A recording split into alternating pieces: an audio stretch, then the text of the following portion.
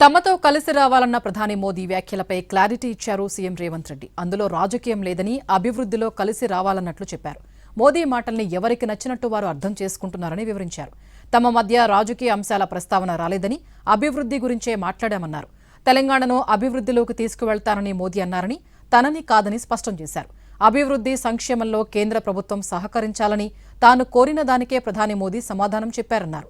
గత 10 ఏళ్లలో కేసీఆర్ ప్రభుత్వం కేంద్రాన్ని ఏమీ అడగలేదన్న ముఖ్యమంత్రి మెదక్ సభలో నిధులు వద్దు, మీ ప్రేమ చాలని మోదీతో కేసీఆర్ అన్నారని గుర్తు చేశారు. వారిలో తాము మాట్లాడడం లేదని చెప్పారు. బీజేపీని ఓడించే తాను సీఎం అయ్యానని గుర్తు చేశారు సీఎం.